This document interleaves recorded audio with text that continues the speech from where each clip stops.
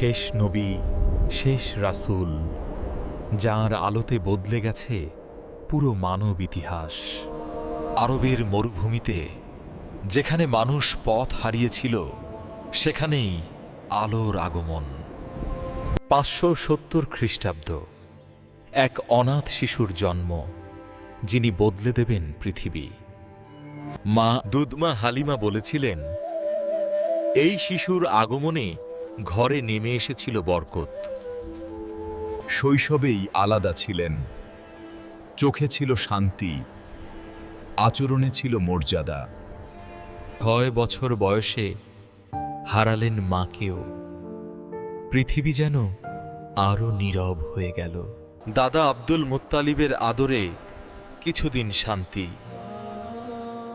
কিন্তু সেটাও দীর্ঘ হয়নি। শেষে চাচা আবু তালিব, যিনি আগলে রেখেছিলেন নবীর জীবন।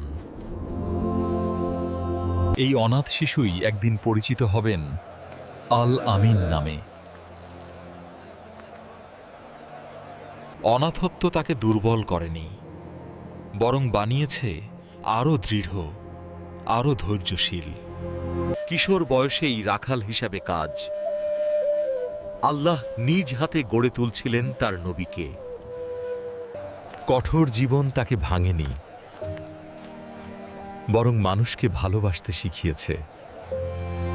মিথ্যা, প্রতারণা, মানুষ তখনই তাকে ডাকতে শুরু করল আল আমিন, বিশ্বাসযোগ্য। ব্যবসারের সফরে দেখা মিলল এক মহিয়সী নারীর, খাদিজারা। সততা, আমানতদারি খাদিজার হৃদয় ছুঁয়ে গিয়েছিল। এই সংসার ছিল ভালোবাসা, সম্মান আর শান্তির আশ্রয়। ধন্যবাদ। কিন্তু তার হৃদয় খুঁজছিল আরো কিছু, সত্যের আলো। মক্কার অন্যায়, জুলুম তার চোখে ছিল বেদনাদায়ক। তিনি একা হয়ে যেতেন হেরা গুহার নীরবতায়। রাতের অন্ধকারে চোখ ভেজা দোয়ায়া তিনি খুঁজতেন এক আল্লাহকে। মানবজাতি তখনও জানত নাই খুব কাছেই আসছে এক ভয়ঙ্কর মুহূর্ত। এক রাত, এক গুহা, এক বার্তা, যা বদলে দেবে সবকিছু। শুরু হতে যাচ্ছে নবুয়তের আলো, মানবতার মুক্তির গল্প। হেরা গুহা, নীরবতা আর এক হৃদয় যেটা কাঁপছিল সত্যের খোঁজে। হঠাৎ নীরবতা ভেঙে গেল। এক কণ্ঠ বলল, পড়ো।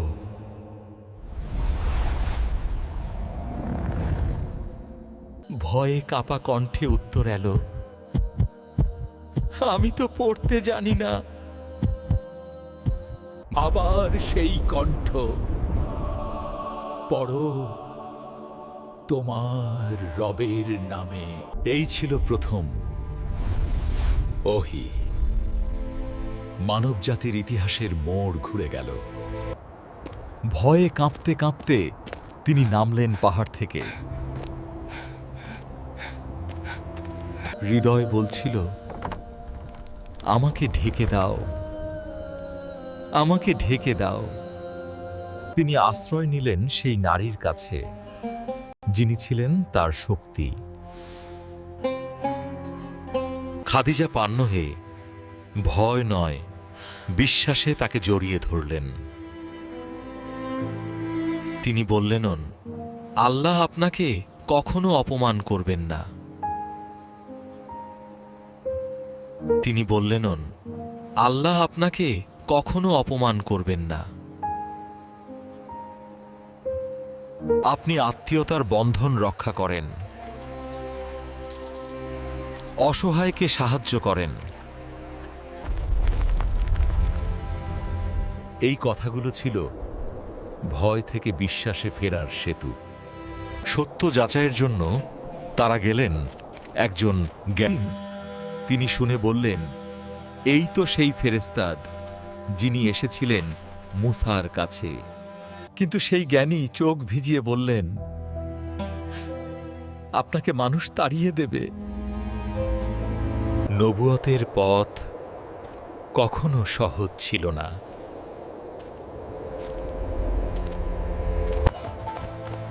তবু এই পথেই ছিল মানবতার মুক্তি। শুরু হলো দাওয়াত, শুরু হলো পরীক্ষার যুগ। নবুয়তের ডাক শুরু হলো নীরবে, গোপনে, ভয়ে নয়, হিকমতে। কিন্তু আল্লাহের আদেশ এলো, এবার প্রকাশ্য। তিনি ডাকলেন এক আল্লাহের দিকে। সত্যের ডাকে শুরু হলো বিদ্রূপ, অপমান আর ঘৃণা। দাসদের উপর নেমে এলো নির্মম নির্যাতন। তিনি দেখতেন হৃদয় ভাঙত, কিন্তু দোয়া থামত না। সহানুভূতির খোঁজে তিনি রওনা হলেন এক শহরের দিকে।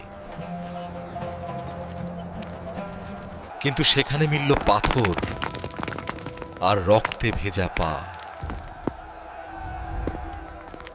আকাশ কেঁপে উঠল, ফেরেশতারা চাইলেই ধ্বংসবি, কিন্তু তিনি বললেন না।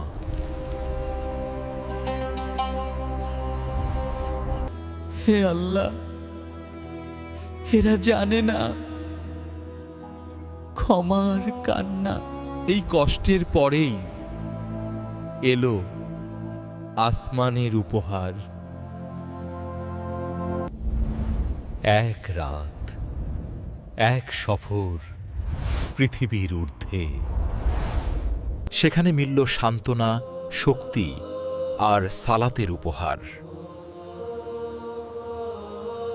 বার্তাই একটাই, কষ্টের পরেই আসে আল্লাহের নিকটতা।